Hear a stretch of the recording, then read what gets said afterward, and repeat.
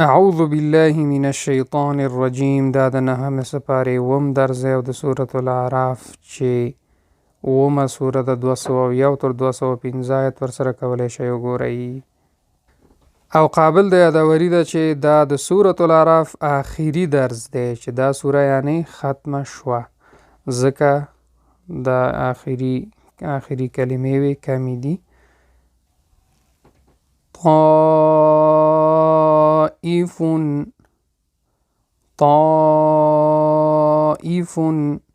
کومه برخه یعنی کومه وسوسه. وانصتوا او چوپ شئ تاسې. والآصال او آخر وخت د ماښام. امید دی دوستان درس سمزه شوی. دوستانو سره همچنان شیر کوي. الله مو مل شه. اعوذ بالله من الشیطان الرجیم. دا د نهمې سپارې اووم درس دی او د سورة الاعراف چې اوومه سوره د 201 تر 215 آیت ورسره کولی شئ وګورئ.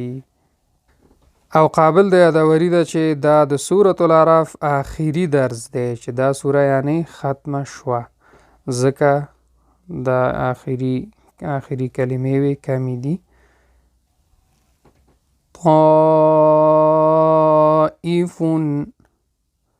طائف کومه برخه یعنی کومه وسوسه.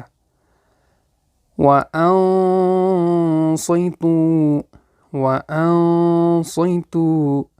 او چوپ شئ تاسې. والآصال